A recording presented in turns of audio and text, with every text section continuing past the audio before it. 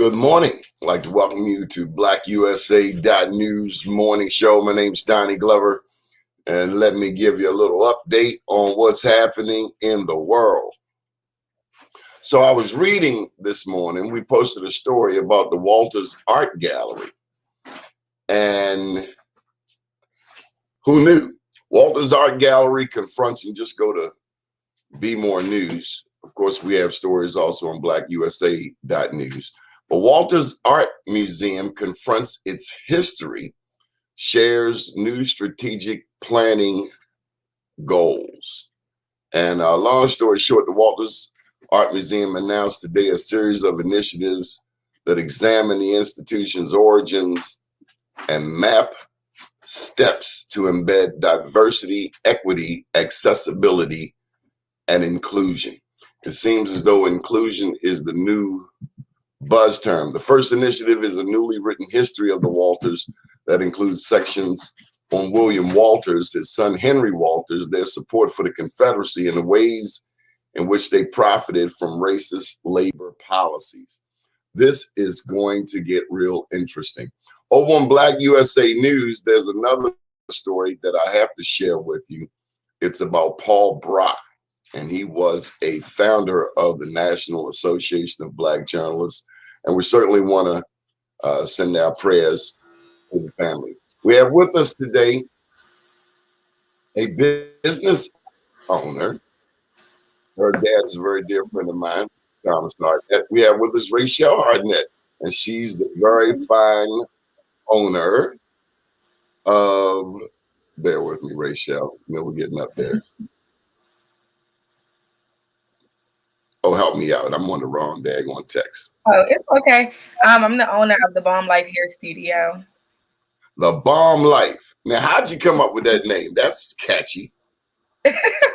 Well, originally, I started with the name So Bomb, and I was just selling like hair extensions and wigs. But then I had a pop-up shop. I needed some signage, and I was like, okay, what am I going to put on the sign? And I was like, okay, we're going to put a little note that says, "Welcome to the Bomb Life." And it just kind of stuck. Literally, a lot of people liked it. It was pretty catchy. We started putting on shirts and everything. And then when I opened this salon recently, I was like, okay, we're going to transition from So Bomb to the Bomb Life. I feel like the Bomb Life is more of the adult version of So Bomb. So. And you're in the 2400 block. You right off of Charles and 2408 North Charles Street. Yes. Yep. I'm on the 24th block, literally across the street from the Safeway. So you'll see my sign out there. Now, what made you choose that location? So I went through the whole process, like with realtors, trying to find the perfect salon for me. And my realtor, her name is Danny Bird. She actually gave me my start. I started at maybe 6, like sweeping up in her salon, and that just followed. And I did like shampoo girl, receptionist, all of that. So when I became a hairstylist in high school, she stopped doing hair and became a realtor. So I reached out to her, and she actually found the location for me. And like with me having a background with her and her giving me a start, I was like, okay, I trust your judgment. Let me see it. When I saw it, I literally fell in love with it. Also, because it was a full circle moment. Because I started my very first salon I started doing hair was in the 21st block of North Charles Street. That was the very first time I transitioned from doing hair in the house to the actual salon. So it was kind of full circle moment, and I didn't have any issues when I was on the 21st block. I love how it's like a central area for my clients who span like all over Baltimore as well as like the DMV. So it's kind of easier for my over East, West County, PG clients, to access it. Good stuff. So growing up with a entrepreneurial dad, are there any other entrepreneurs in your family? Yes. Well, my dad is the person who I looked up to, and who inspired me to actually become an entrepreneur. My mom was a teacher. My granddad, he had like a fish market. Like some of my family members, they do like different things. Have a cousin who's a barber. Like people, they're doing different things. But my dad was like the closest one to me. They kind of introduced the whole entrepreneurial aspect, and then he put me in like business camps when I at Morgan when I was younger and stuff. So yeah. What did you think of it back then? This world of entrepreneurship. I thought it was hard. And it is, but you get used to it. But I just thought it was so complicated, so hard. Like I was just like, okay, Dad, that's what you're doing, that's fine. But as life went on and I got older, I started to understand it, and I'm like, okay, so I could be my own boss. I like that vibe. I like that idea. When I got to probably like high school, I was like, okay, I'm gonna be my own boss. Like I don't want to work for anybody, and I just stuck to that. I grew up in an entrepreneurial family. My dad was a businessman. He ran a funeral home. Mm-hmm. Do you find that your childhood was different than your peers whose parents worked 9 to 5? Yes. Why you laugh? Because it was. I had a great childhood, but certain things my friends would like find funny. So my dad, with him being an entrepreneur, he's in that business mindset a lot. 24/7. Yes. So certain stuff like it makes sense now, but it didn't make sense when I was a kid. Like if I wanted to go to the movies, like he'll be like, okay, send it in an email. Like, and I'm like, send it in an email. Like as a child, that didn't make sense. But now that I have a strict schedule and all of that, like I get it. Like I'm like, okay. I also feel like I was probably exposed to more things business related than some of my peers, as well as like just going to different places. I was just a little more exposed. I'll say that. Was it? Did you find so your friends that whose parents were not, and presumably would you say most of your friends, their parents were 9 to 5ers? Yeah, most of my friends were. I would maybe have a few like here and there, but majority of them were. So yeah, it was. Is it a different mentality? Like my mentality or like my parent? No, your mentality compared to your peers. Yes. Well, I started school a year earlier than I was supposed to. So a lot of my peers already were pretty much older than I was. So that kind of made me grow up in a sense, like a little more, but also like growing up in that type of household, I kind of matured faster because like for example when it came down to like allowance it was strategic, like it made sense, like we, even if your parents can give you certain things, like we still had to work hard for things like that just was non-negotiable, and I'm grateful for that now because I understand like why now that I'm 24. But yeah, like if allowance, if I wanted some money, you have to do your chores, or you have to get good grades in school. We had like a little system, like get you some A's and B's, you might get a little something. If you get a C, you not get anything. So stuff like that, with like just different rules. But now I understand it was like a strategy, and I get it now. But I did not get it. What was the strategy? What was the goal? The goal, the ultimate goal was just for us to understand that nothing is going to just be handed to you, and that you literally just have to work hard for things. You can't be lazy. You have to go and get it. My sisters, they aren't and my siblings, my brothers as well. Like I'm the only one who's an entrepreneur out of my siblings. But even with us having different going different ways in life, we all understand that common goal, that regardless of whatever field you're in, you still have to work for it. Like that's just what it was.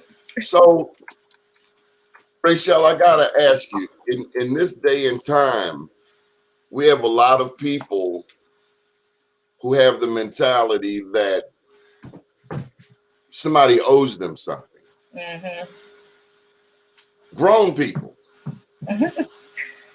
that they go around as if the world owes them something. I mean, have you met them? Yeah, several. What do you think of them?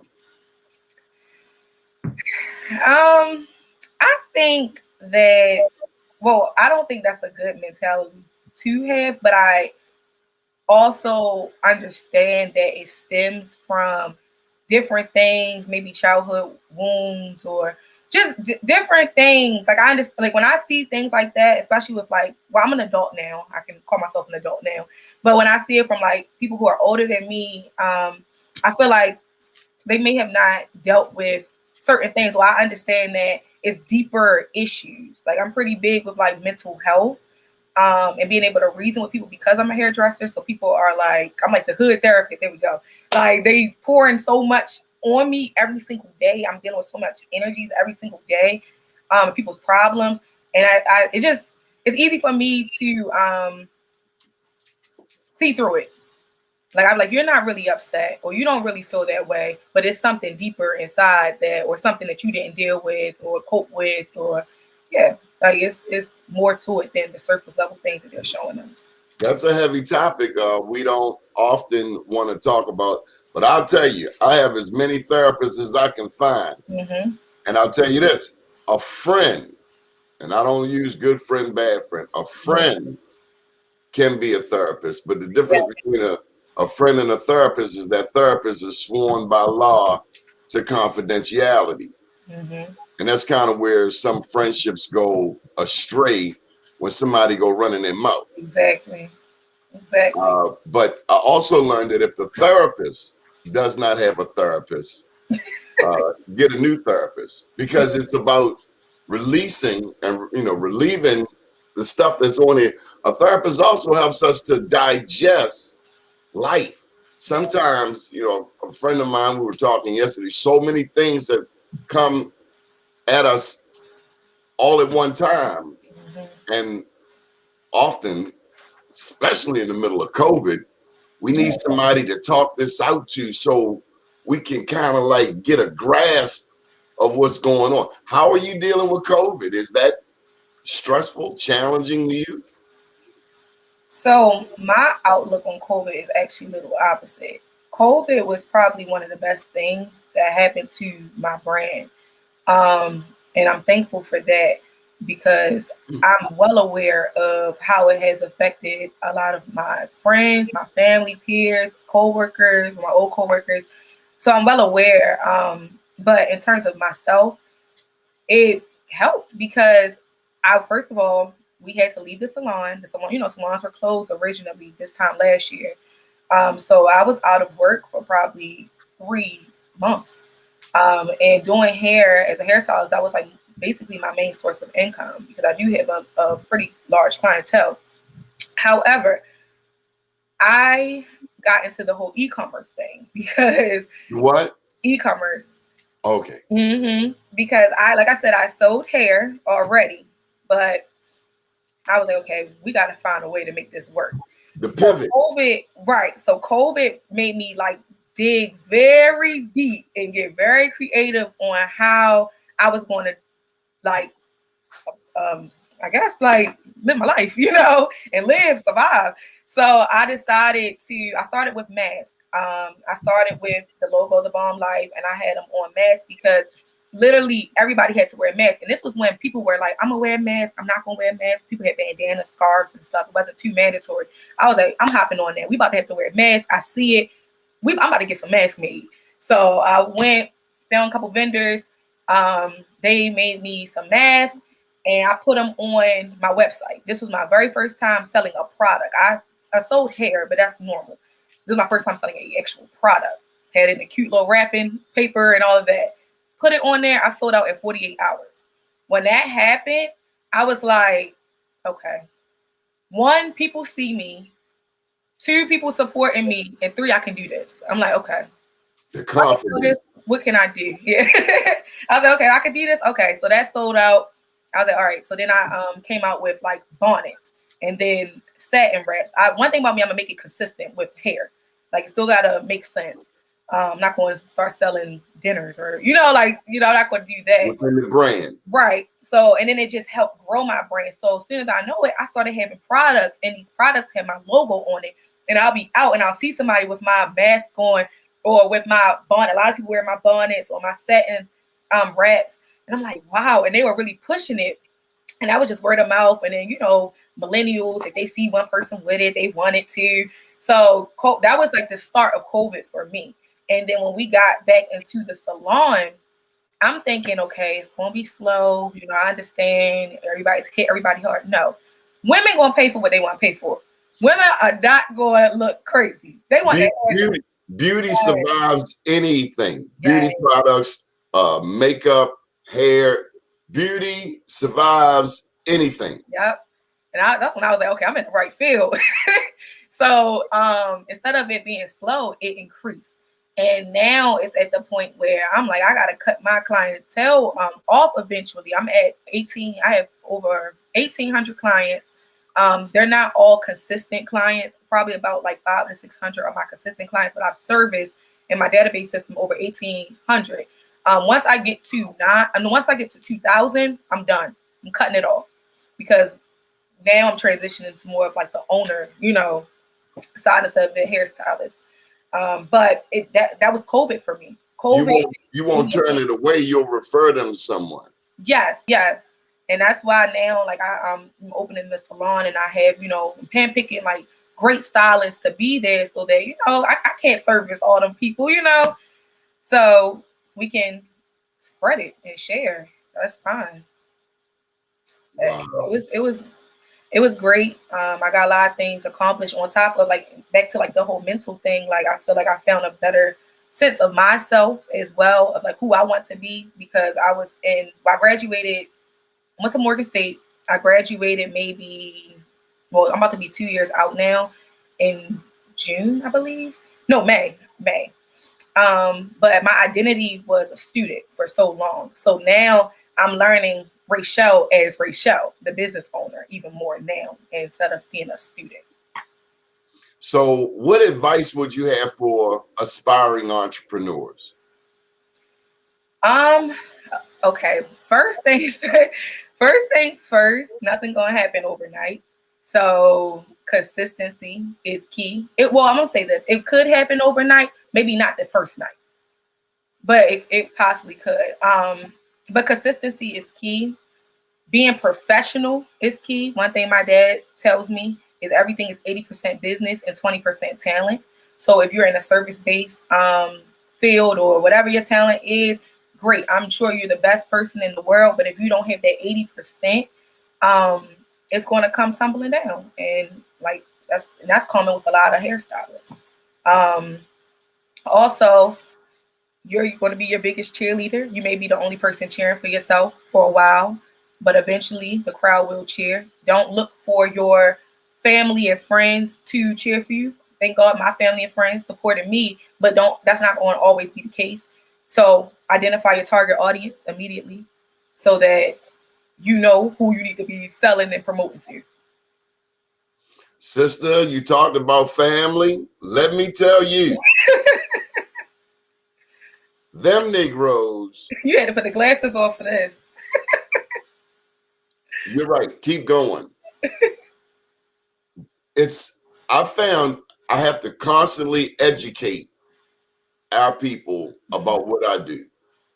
Even though they may see you on television, hear you on the radio, or see you in the newspapers, magazines. It's amazing that those you grew up with knowing seemingly have no idea about what you do. But a total stranger gets it just like that. Yep. Keep going anyway. Yep. Family has been helpful, but I ain't waiting on family. I don't have time to wait. You'll be waiting all day. Yeah. And eventually they catch up. Yeah. Eventually and I tell you when they catch up, when they need some help promoting their business. Yep. Then all of a sudden, light bulb goes off. But here's the thing. Will you send family an invoice, Rachelle? I sure would. Damn Skippy. The old me, maybe not, but me now, I definitely would in a We heartbeat. pay everybody. I was in a store and I'm watching a young lady. She had this big old Louis Vuitton bag. I think it was a knockoff because it looked a little wrinkled and all. But I was just thinking, in the middle of a pandemic, you know us, we have to floss. We have to show off. Show off with something intelligent. I just saw a story last week talking about insurance, talking about retirement, talking about investments for down the road where, you know, it's easy to go, hey, I got some extra money, let's go shopping. But what about that estate planning? Costs about $1,000 to set it up. What happens if if something happens to us? Where does our business go? Where do our finances go? Where does our property go? So, you know, a lot of us, we don't think beyond today, this month, this year, but we really do have to protect our assets and the things that we've built. You know, even a succession plan. Who will take over the business when we're ready to move on and do something else? Mm-hmm. But I imagine your dad is a big coach in that department. Yes, he definitely is. You know what I love about your dad is he understands something my dad taught me. He said, with a closed hand, nothing gets in, nothing gets out. With an open hand, there are endless possibilities. The moral to the story is help somebody. Yep. My dad said that if you get out there and try, somebody might see you and help you, but you'll never know if you never try. And that's why we salute you this morning, because you're doing the darn thing. Thank you. Thank you so much. So any specials, anything coming up, any events or pop-ups? What's next now that things are opening up a tad? Yes. So the salon is about to open. We've been doing renovations these past few weeks. We'll be having a grand opening on March 28th. So after March 28th, the salon will be officially open to the public to get service. I'm really excited for everyone to see it, the vibe, the way it looks, everything is just great. So if you're a woman and want to be pampered, definitely come check us out at the Balm Life Hair Studio on 2408 North Charles Street, and that's 21218. I do pop-ups here and there. We just did 2 pop-ups the past 2 weeks.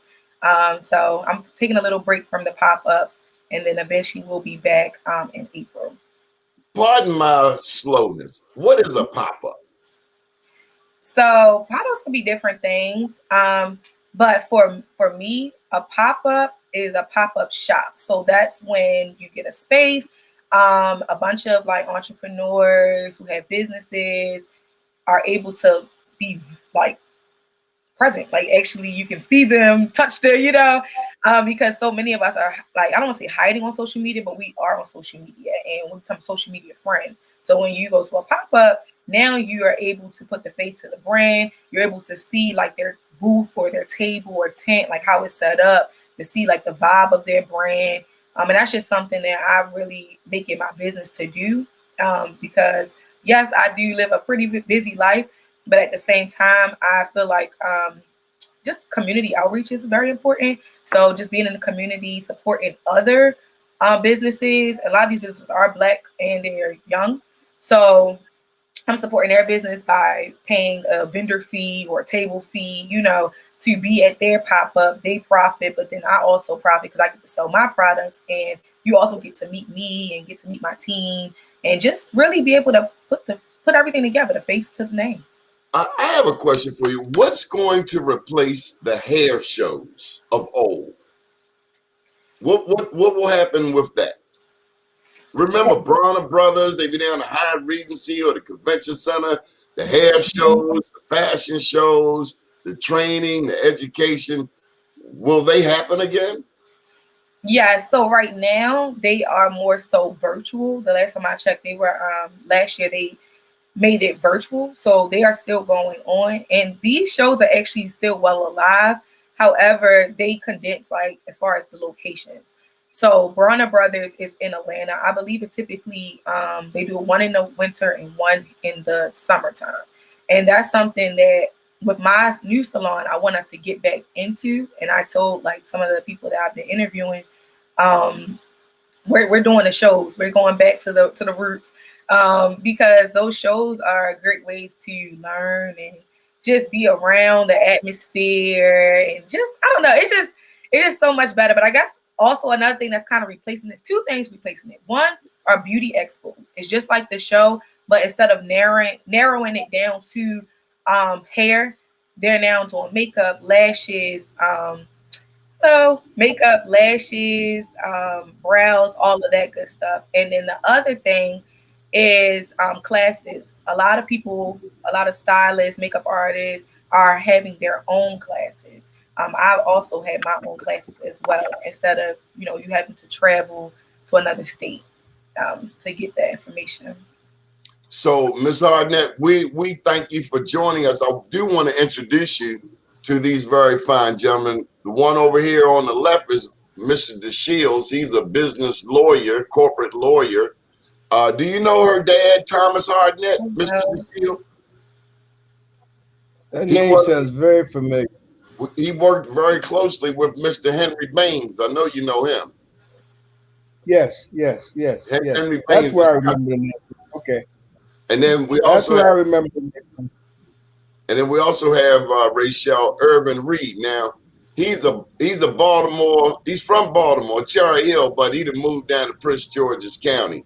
Well, anyway, this young lady has a thriving business. Go ahead and do a final plug for your business, Rachelle. Again, thank you so much for having me. My name is Rachelle Hardnett. I go by Shelly. I'm so excited to have my new salon in Charles Village called the Balm Life Hair Studio, 2408 North Charles Street. That's 21218. So come see us. Good stuff. And she's giving us some tidbits on pop-ups, on entrepreneurship, growing up in an entrepreneurial family, a boss mentality. Rachelle, I wanted to tell you, as a business owner, I found that I tend to hang around or associate with other business owners. That's just me. I hang around Mr. DeShields because I can talk to him about business anytime. I mean, as opposed to 9 to 5, it's just a different mentality for me. It is. And that's what I'm finding now with my friends, my friends who also have businesses, spending more time with them. How can people follow you and get in touch with you? So you can call me at 443-804-1292. Let's do that one more time. Okay, 443-804-1292. I'm also pretty heavy on Instagram. So you can follow me on Instagram at Shelly Ellie. That's CHELLE, another ELLIE. Or to make it a little simpler, my business page is The Balm Life Studio. So that's at The Balm Life Studio on Instagram as well as Facebook. Good deal. We're proud of you. I'm honored to know you. And keep doing. I'm going to bring my daughter by, and maybe she can learn a tidbit or two. She's a budding entrepreneur, but we're very proud of you. You make us proud. You make our race proud. You make our city and our community and our city proud. Thank you, Rachelle. Thank you for having me. Stay blessed. Nice meeting you. So we have with us Mr. DeShields, Ervin Reid. Ervin Reid, you know Mr. DeShields? No, but I've watched it sometimes on your show. Yeah, totally impressed. Yeah, totally impressed. Yeah. Mr. DeShields, Ervin Reid helped run Wayne Curry's campaign for county executive down in Prince George's County. You see me wearing the hat too, Donnie. Yeah, my Wayne Curry hat. Were you there the day of the altercation between him and Mr. Gibson? Between Wayne and Larry? Yeah. No, I wasn't there for that. After Eileen Rearman pulled out of the race the same day that Wayne came on to endorse her? and Wayne didn't, and Wayne wasn't advised of the impending withdrawal? That I didn't know, but because I was working closely with Larry then on the campaign, so when she resigned, I went and sort of celebrated. No. It was just an embarrassing moment for Wayne, because he came out to endorse her on the same day that she came out and announced her withdrawal from the campaign. Right. And apparently Wayne didn't have any prior notice, wasn't given prior notice of it, and he was a little taken aback by it. I understand, I wasn't there, but I understand there was a little confrontation as such between he and Larry over that situation. I can see that. I think Larry was probably a little teed off. Wayne didn't come out earlier too, because okay. But I was there because when she resigned, I was like, okay, thank God, because I was riding around with Larry throughout the state because we just weren't making any traction with the campaign. So yeah. Well, that didn't really surprise me. I thought she would have pulled out earlier, to tell you the truth. I was a little surprised she even got in. Anyway, I'm not the political guru. I don't have the answer. So yes, how you been since then, man? I'm sorry, say that again. I said, how have you been since then? Man, I've been great. Yeah, running campaigns. I ran Angela also Brooks's campaign for state's attorney, and I just ran Calvin Hawkins, who I'm super excited about. Got my Calvin Hawkins T-shirt on. Angela for county exec. No, I ran her for state's attorney. Oh, okay. Yeah. You weren't involved in the race for county exec? Yeah, I was, but I wasn't the campaign manager. I was doing Calvin Hawkins, who is now the council chair. Yeah. So no, I'm totally with Angela, 100%. Yeah. So the word is Calvin. After Angela also Brooks, Calvin is next in line for county exec. Is that the word? That's the word I'm hearing. Okay, I've heard that too. Yeah, but no, we focusing now on re-election for his seat, and so we're gonna take it one step at a time. So yeah, we're pretty much doing that. Ervin, question for you. Okay. Where have all the developers gone in Prince George's County? I mean, understandably they've gotten sort of quiet over the last few years, but I'm assured. I'm convinced they haven't really gone away. Where are they? Whose camp are they in at this point? Prince George's has this funny law where developers can't give money to council members. So I think that's probably why they've gone away, because they can't give money. The law passed 2 years ago that allowed them to give to the exec. So Angela then could give money, but I mean, first of all, the law is totally illegal, because developers should be able to give money like everybody else. And but it's the state elected officials that don't want the county elected officials to be able to collect money, because that gives them more power, especially because they're term limited, and a lot of them tend to run against the state elected officials after that. But the only people in the state of Maryland that can't collect money from local developers are those 11 people in Prince George's County. When are you going to run for office? Oh, no, I'm never going to run for office. I was president of the student body of Bowie State back in 79, 80. Worst year of my life. Hated it. No, I just asked because you were pretty adept at not answering my question. That's all. Well, no. The question was, where are they? You told me what they can't do is because they can't give money directly. That means they've gone completely dark. They're not involved anymore, and I don't believe that. Well, Rob, there's a lot of building going on. No, they're there. No. Well, they're not exactly because they can't. Yeah, but yeah, moving right along. Okay. I love it. Okay. Robert, do you do much in Prince George's? I have a few really good friends there, like Carl Jones, for example. I know you know Carl. Mm-hmm. Hank Arrington is a really, very, very close friend. Okay. But outside of those two people who I've known for probably close to 40 years, I don't know Aisha. I think Aisha came to me once when she was running for state's attorney, and I introduced her to Carl Jones. Okay. But other than Aisha, Carl, and Hank Arrington, and a few judges who I can't stand, I don't know anybody in Prince George's County. Okay, I've run several judges campaigns too, so Don't call their names because you'll make me hang up. okay. But no, But I mean, Prince George's is part of the state of Maryland, and I always have a little bit of gas in my car, so that ain't no problem. Okay, cool, love it. All right. But Prince George is also the wealthiest black jurisdiction in the state, maybe even the country. Well, that's changing. You got to look at Charles County now, because that's where the money's going, Charles County. So Ervin, let me ask you, on that Charles County, do you deal with Doris Spencer at all in Southern Maryland? No. At this point, I only deal with politicians, people that I know, or people that I really have a great deal of respect for. Because, I'm 63, so, and I never wanted to be a political consultant. That was all by mistake.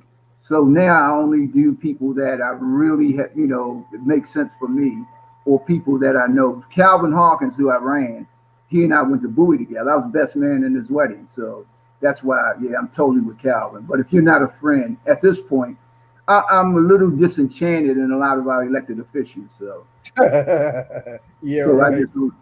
Ervin, you were a big fan of Mike Miller, right? I'm not a fan of Mike Miller, but I have a great deal of respect for Mike Miller. Mike Miller made me the guy that I am, because he was like Magic had Bird, or Ali had Joe Frazier. When Mike, and I've always gone against Mike, so I've always had to bring my A+ game. So he helped my game. So, but no, I respect him because the man was a great politician, and might not like his policies or where he stood, but I mean, he taught me a lot, and he's hurt me a lot. He's done some things, and that's cool. It's all in the game of politics, though. What do you think of the president at Bowie? How's she doing? She's doing good. Sensitive topic here. Yeah, I'm not a fan of the last president, and I have a problem with our alumni. We moved our graduation several years ago to University of Maryland, College Park. Even though we had alumni still living that could not attend College Park because of their race. And I just thought that the alumni didn't speak out and did things that they should have done. And I've always been real active with Bowie. The last president that we had, he was a zero. He was a guy. The woman who's there now, who came in a couple of years ago, maybe, I forget her name. Oh, you're talking about Dr. Bro. Yeah, she's doing a really, really good job. I like Dr. Bro because she's integrated Bowie into the local community. Bowie's always just been out there by itself, and a lot of people know we got Bowie, but they never were active. Presidents never came to community meetings and things like that, but she's all over the place. I'm going to steal off for just a second to return the call, but I want to ask you this: what percentage of the student population at Bowie today is non-Black? Okay, that I don't know. Okay, I'll be right back. Okay. So, Ervin, what else is going on in gorgeous Prince George's County? Hey, man, on the 17th of April is about to go down, Donnie. What's happening on the 17th? That's 2 days, Wednesday. No. April. Okay. Yeah. 2 days from Wednesday, 30 days from Wednesday. It's the sequel. The sequel is about to begin. You had Godfather 1, then you couldn't wait for Godfather 2. When you had Star Wars 1, you couldn't wait for Star Wars 2. Calvin Hawkins 2 kicking off with the 17th, man. And I've been in my political laboratory for about the last 45 days, cooking it up. We're about to see some things they've never seen before. We about to change the game down there. So so that's what I've been doing. So this is the kickoff for the re-election campaign. Right. Yeah. I've been seeing in the news the Prince George's County school system. You know, Ervin, something came to me the other day. Okay. Considering that we have a whole new cadre of politicos in Baltimore and Prince George's County. Okay. Considering that Baltimore and Prince George's County are repeatedly at the bottom when it comes to public education in the state of Maryland. I think it's high time that Baltimore and Prince George's have some type of task force on public education. Why are we repeatedly at the bottom in a state supposedly wealthy when Black people make up 30% of the state? But our two major majority Black school systems are at the bottom. What do you think of that? A task force on Baltimore and Prince George's in Baltimore, public education, public schools task force. Donnie, I think that makes a lot of sense. But I think we may be at the bottom, and if I'm not mistaken, I think we're also kid-wise, we probably have the from an income perspective, they're probably the two lowest. The populations that they serve are the lowest in population. For example, I know when it comes to, and again, I'm more political of getting people elected than I am policy. But I just think that people you get people elected, right? Public education is a part of that whole schematics. Mr. Bob, I was just asking him about the possibility of a Baltimore, Prince George's, Baltimore public education task force to combat Baltimore and Prince George's consistently being at the bottom in the state of Maryland. With this new cadre of Black elected officials, can we make that a priority? Especially with the gubernatorial election. I don't even know where to start. I've been hearing Ben Jealous's name quoted. Yeah. Education is such a tough thing to do across geopolitical boundaries because it's so tied into local property issues, the value of local property tax, which is where local support, financial support is taken from local, and because in most jurisdictions, the education comprises probably 50% or more of their budget. Even for that purpose, so 23 to 30%, 20 to 30% in most counties. Baltimore is the lowest, roughly about 13% of our. Yeah. But it's it's a very parochial topic. But I that's really only I think there's one issue that we can all agree on and move towards in terms of closing the quote achievement gap, which we talked about even when I was on the Board of Education in Baltimore County. The one thing is we've got to raise the bar. We've got to raise expectations. We can't have a public education system where D is a passing grade. It's just that simple. I don't give a damn what the excuse is. We cannot have our children go out and be prepared to take Ervin's place and your place and maybe a little bit of my place uneducated. We just can't do it. It's not about getting a good job. It's not about making money. It's about being in a position to help our people. And frankly, you can't do it without an education. And when we lower the bar to the point where, and people say, well, it's always been. I don't care what it's always been. The fact that it's always been is never a reason for me to keep it that way when we know it's wrong. We've got to have an education system that establishes a bar for achievement, that recognizes our children's ability to achieve, and it encourages them to reach that bar, and then we provide the support to help them get there. But what message are we sending to our children when we tell them all you need is a D to pass? What is it? What are we saying to the parents when we say all you need, you don't worry about it, a D is passing anyway? What are we saying to them? We're saying that education for your children really doesn't matter. I'll tell you something else that concerns me, that given this talk of a Black governor, Democrat and Republican, I am concerned with the curriculum in the state of Maryland. I say there's not enough Black history in our curriculum. You're absolutely right, and that's also a very parochial issue. Everything that's been done at the federal level, if you follow the evolution of the No Child Left Behind era, and before that, and even today, it was all based upon the presumption that the effort at the federal level to try to make local education uniform, so that kids in public schools in Alabama would have the same educational opportunity as kids in public school in Massachusetts, for example. But in order to achieve consensus at the federal level, we had to pretty much strip the curriculum of everything except reading, writing, and arithmetic.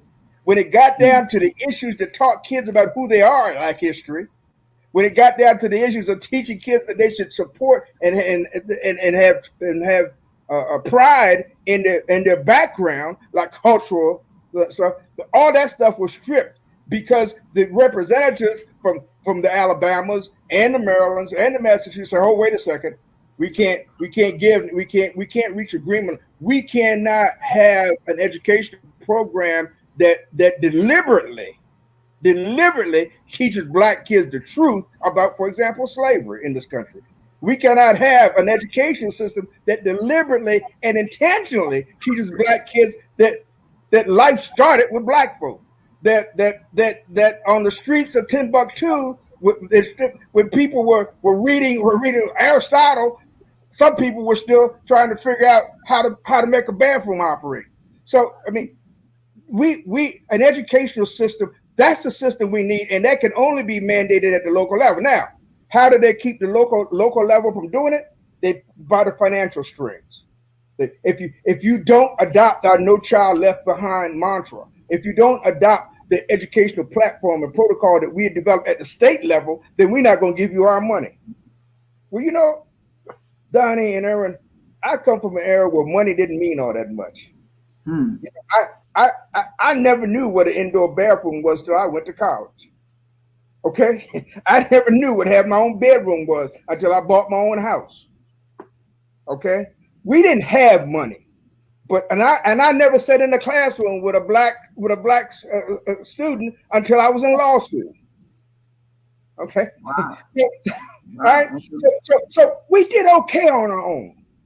We did. In my history, ain't all that different from the Black folk that we praise and honor. When we talk about the Black folk who made strides for our community, we ain't talking about the ones who were the first to graduate from Harvard or the first to graduate from this. Who came out of Black school. Right. So what happened? Why all of a sudden did we give up on what was ours? Why did we do that?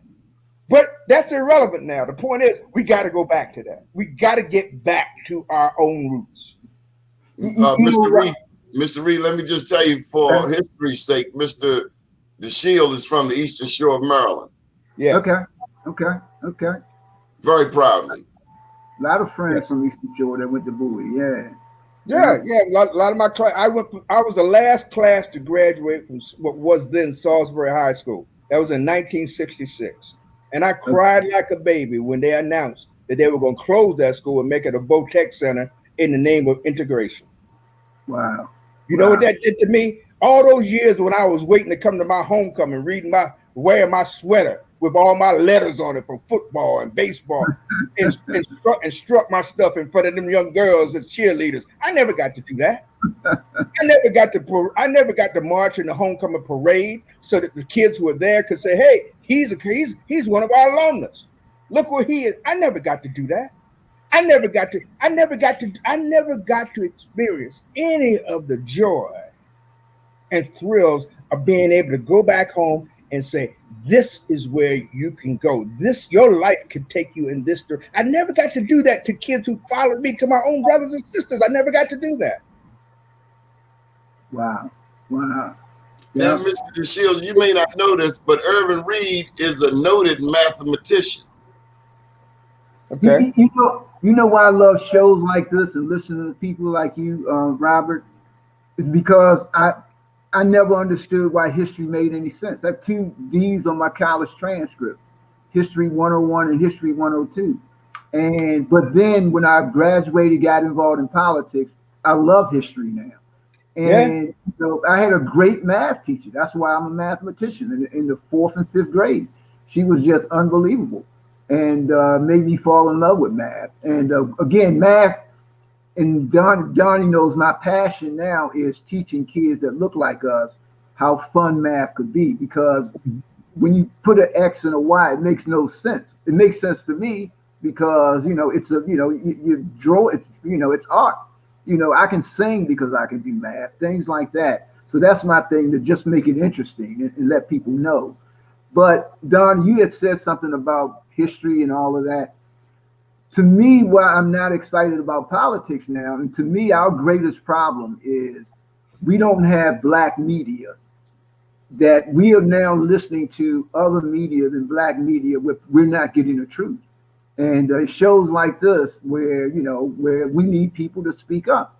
I remember when Kirk Schmoke and Wayne Curry in 1998 refused to endorse on Paris Glendening because they wanted to talk about education. And almost every elected official that I talked to that looked like us was, you know, Wayne and Kirk gonna blow it. They're gonna get a Republican elected. But Wayne kept saying all along, look, I don't care about Republican or Democrat. I care about my kids. And we need shows like this that can explain to people that look like us why it's important to vote. Because, you know, people don't vote. People that I talk to don't vote because they don't see a reason in voting. You know, when Marion Barry was unelectable because those people that would not vote for anybody else voted for Marion. They felt Marion. They understood. Right. They knew a kid or somebody. And but we do need, black media needs to step up. We need to make sure it's there. And part of our campaign, what we're going to do with Calvin, we're going to be all over black media, because we're not going to get a fair shake from the Washington Post. They tried to kill us the last time. But shows like yours are just so invaluable. And because I would have never seen, like I say, I watch you all the time, and I've seen Robert before. And we need people like you. And people need to know your story. Larry Gibson is my mentor. And I tell Larry, I bring Larry down all the time just to talk to you. Larry, you got to talk to these people. They need to hear how we got to where we got, because they never got it at school. So, Ervin, I never shared this with you, but he and I went in different directions when it comes to, you know, he's a big time Democrat. Right. Now I'm big time on black people. Right. And I don't care what party you represent. If you're going to do something for my community, like put money in the Coppin State, help finance the new $3 million. Did you know in the 2100 block of West North Avenue, there's now a manufacturing plant made in Be More Clothing, and the lieutenant governor helped to get that entity going. Citywide youth development. They have Made in Be More Clothing, and they also have Frozen Desert Sorbet. The first manufacturing plant that I know of in Baltimore by black people for black people. Mr. DeShields, do you know of any other black manufacturing plant in Baltimore? Not off the top of my head, but I'm believing that there's probably at least one. I just can't. But that's when you tell me that not only is it black owned, but that it is actually paying its people wages and salaries and benefits that are adequate and sufficient to support their families, then I'm really going to be happy. Because I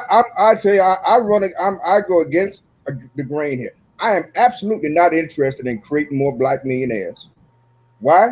Not because I don't want black folk to have money, because I know most black people are never going to achieve that.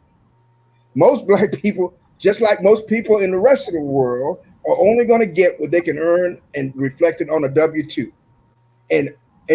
But people who rely on W-2 to live ain't never going to be rich. And that's okay, because getting rich ought not be our objective anyway. That's not, we can't fall into that trap. I just explained why. We were the richest people in the world without a dot in our pocket. And now that we got money, we ain't got nothing. Hear me? And now that we got money, we ain't got nothing. Okay. It takes me back to our ancestors, the ones that founded historically black colleges like Bowie State, the first black college in the state of Maryland. They weren't the richest.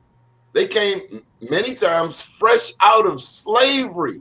Yeah. And why does it seem like they accomplished more back then in 1865, 1866 than they opened black colleges, we're closing black colleges. Well, Donnie, they knew they were slaves. They knew they were the descendants of slaves. Harriet Tubman told you that story. Harriet told you I could have freed more, but they didn't know they were slaves. They didn't know they were slaves. One of the Everything You just smacked me upside the head with that. I say it all of the time, but you just gave it new meaning. Yeah. I'm telling you, that's why I like shows like yours, man. I get to listen to wisdom, man. When brothers like you come on, I listen, because you're saying things that make a lot of sense. And Ervin, you want to change the political outcome as quickly as possible. Get rid of closed primaries.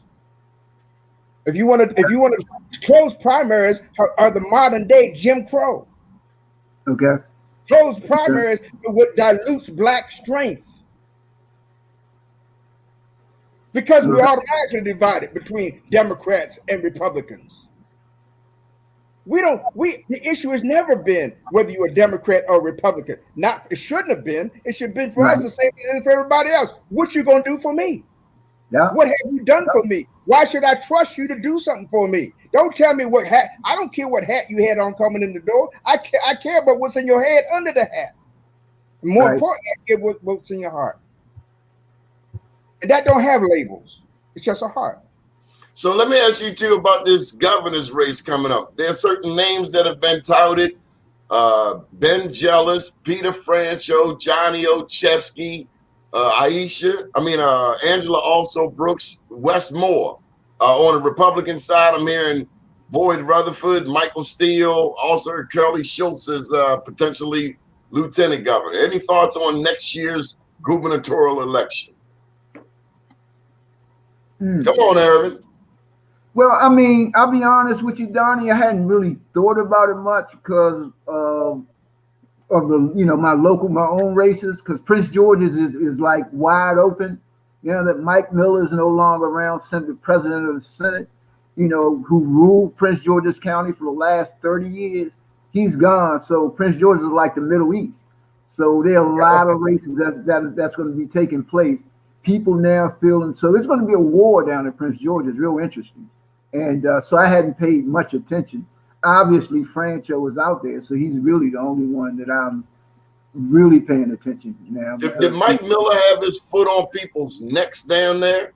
Mike Miller had people terrified to do things. Everybody went to kiss Mike's ring before they ran.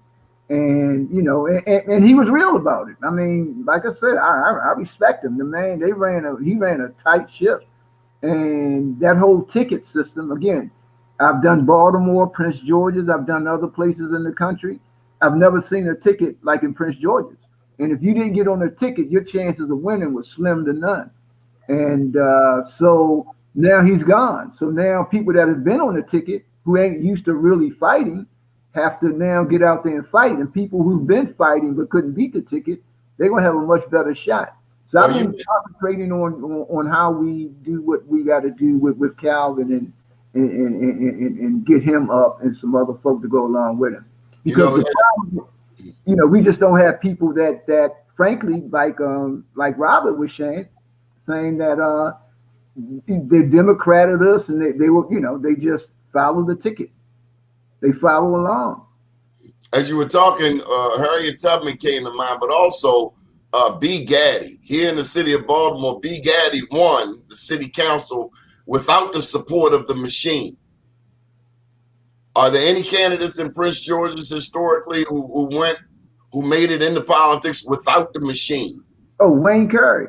Wayne Curry ran against the machine and won. Angela went against the machine and won. Calvin went against the machine and won. I've never been on the machine, and I'm not afraid of the machine because Robert said something that's real important. To me, it's people are more important than money. People come to me all the time in the election. Well, if you don't have money, well, no, if you get out there and start 2 years out. We're out there, freezing rain, no matter what the weather, 2 years I'm out standing on the corner, getting people to know who my candidate is. So come election time, I'm going to have the biggest organization and people are going to know who we are. They've seen us over and over and over again. I've got metro stations, you've got, major corners. And by the time election roll around, you know who we are, and so, but you got to get out there and work. Just like it would in Georgia or with homegirl, Stacey Abrams. I mean, they were working, they were going door to door. They weren't just sitting around and waiting for money and this, that, and the other going on the internet. No, you're going to know us. You're going to hit us over and over again. And so that's why, I'm not afraid of the machine. That's why we beat the machine. But like I said, when Mike Miller steps up, I know for the next 2 years, I'm not going on vacation. I'm not going to, I'm not going to get any sleep. I'm going to be working every day to win, because that's what we need to do. But yeah, but it is what it is. How is this president doing, gentlemen? I like him so thus far. I mean, he's far exceeded my expectations. He seems like a man with compassion. To me, that's the number one trait I look for in an elected official: someone with compassion. And he may be the first president in my lifetime, since I've been really paying attention, that has shown compassion. He's the first politician I've, up to this point anyway, that I've ever known who I'm persuaded getting reelected is not the most important thing to him. No. Unfortunately, and over the years I've supported a lot of different politicians. I've had some politicians as law partners. I've worked with, a lot of political campaigns, and I swear the most disappointing thing that's happened over and over and over again is they get in, and all of a sudden the most important thing is getting back.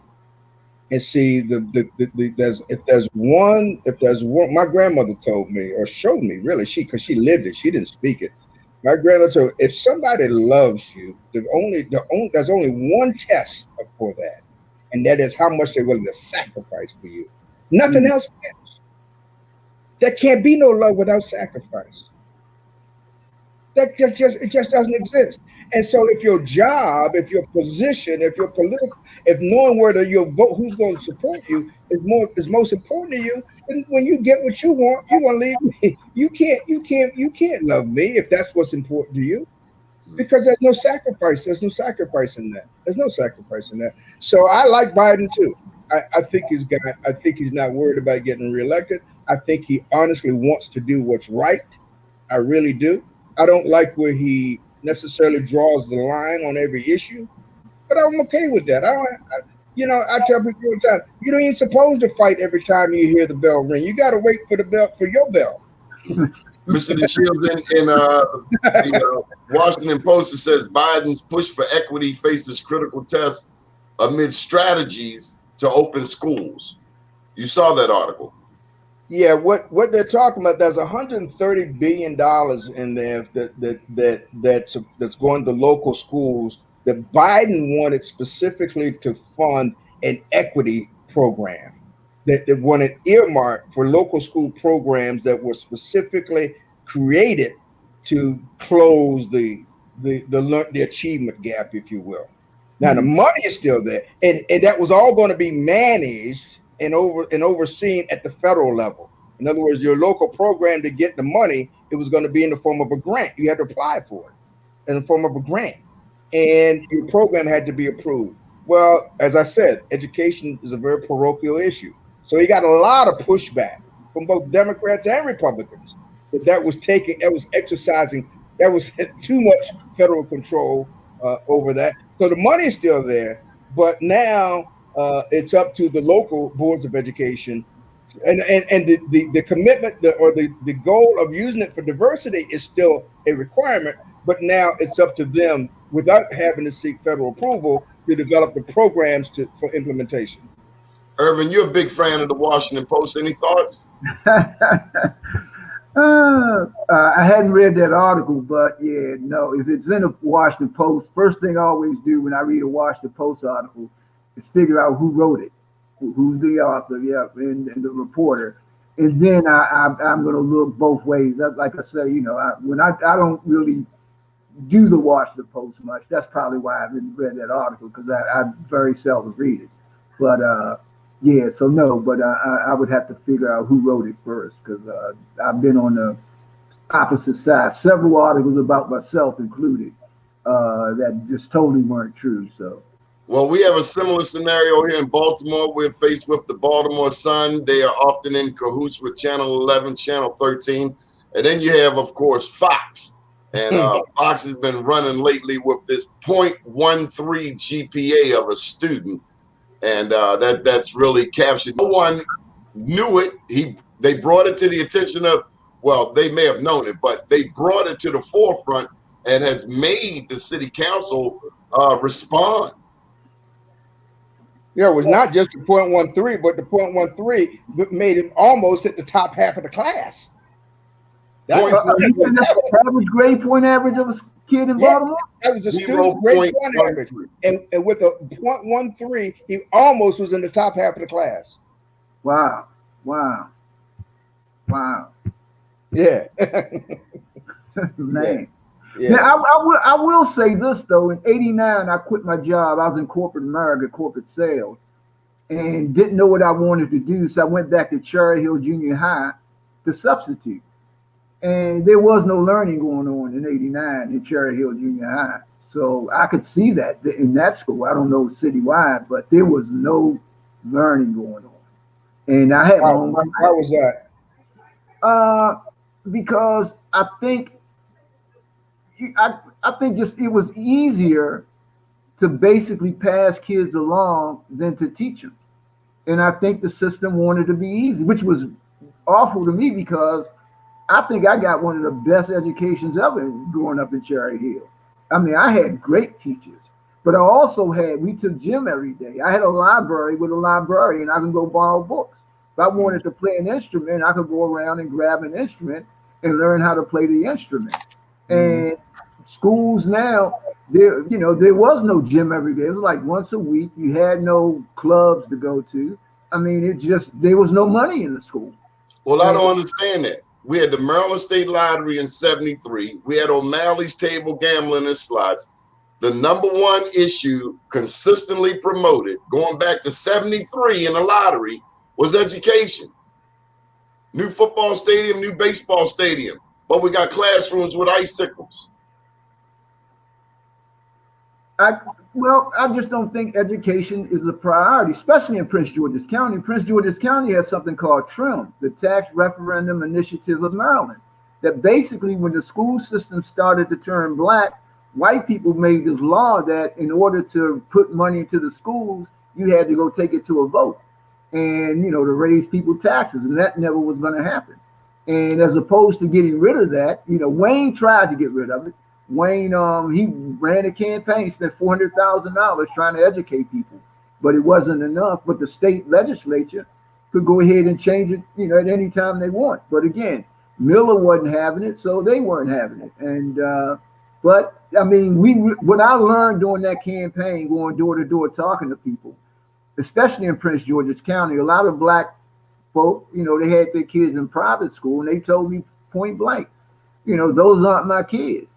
But like I tell everybody, I was raised by Cherry Hill, not just my mother, my father, my brothers, but also, the teachers, the guys at the rec center, the neighbors, and that's changed. School was important. Also, you were embarrassed if you failed, if you stayed behind. It's almost a badge of honor when I went back to Cherry Hill to teach, that you've been around for a while. I'm hearing you note the classism in the black community. Oh, most definitely. To me, our biggest problem is black people. It isn't white supremacists and all that. Our problem is the black middle class. I mean, the black middle class has forgotten, exactly who they are. Yeah, and so that's like, and like Robert says something real important. Growing up in Cherry Hill, I don't think you could have had a better. I grew up on the water. People don't understand. I looked out my back window. I saw the Middle Branch River and the skyline. That was water. We went crabbing every day. I mean, it was just a great place to be. And then, and everybody and it's funny because I'm not Prince George's, so I don't fit in. But in Prince George's, that whole DC mentality is, it's who you are. And it's like, dude, I'm Cherry Hill. That's where I'm from. That's who I am. That's who I want to be. I hang with my friends. I don't have new friends and all of that. But no, it was clear to me, people like, look, my kid's okay. That ain't my problem. And, I mean, we've had problems all along with people being locked up. And I don't hear people crying about, they're talking about $15 minimum wage. What about guys in prison? We don't get them $15 too. I mean, we're looking at this thing from our perspective is all about me and it's not about the community. Whereas when I was a kid, it was all about the community and then me. Any final thoughts? We're going to wrap up today's show. Mr. Robert Fulton DeShield, attorney at law. Your final thoughts for today. We are what we need. We are what we need. Amen. Mr. Reid? Well, my thought, Donnie, I can't wait to, the show over so I go look at it again. I can pull out my pen and pencil and copy a lot of those quotes that Mr. DeShield said, man. That wisdom is, I could talk to him all day and just figure out, wow, because now I know where I need to up my game a little more too. So I just want to appreciate you. My only thing, man, I just appreciate the generation above us. And we got to figure out how to get more people, not just my age and younger, just to listen and understand. And you guys just give us that wisdom. So, man, I appreciate you, my brother, for paving the way for guys like me to be able to do what I can do. Oh, and he keep you fly too. You got to watch him on the fashion tip. Watch his eyeglass game. You got to meet him eyeglass game. Talk to you brothers later. Nice seeing you. Thank you for joining us. This has been another edition of BlackUSA.news. Do check us out online. How can people get in touch with you, Mr. Reid? Actually, they can go to reelectcalvinhawkins.com. On the 17th, it's all going to come to the beginning. The sequel will start, part 2 of the campaign. Reelect CalvinHawkins.com. Hold up, we're going to give you some love before you get up out of here. Okay. Oh, I kind of, hold up, because there's only one way to do it, and that's the right way. Reelect CalvinHawkins.com. That's it. Hold tight. I'm a little slow with this thing here, but we're going to get it together. There we go. Is that right? That's it. Yep. We're proud of you. Maurice Tates has his own show now. Hey, man, I've been on it. You know I have? Yeah, that's my man. Yeah, man, I'm so proud of him too, man. Yep, so proud of him. Yeah. But, man, like I say, man, black media, man, we have got to get black media. We need to be educated by our own and see people that you'll never see on any. We got to bring Ron Burke on from the Washington Informer. You know Ron? I know the name. I think I've met him before. Yeah. I got to get him on here for you because I love his newspaper.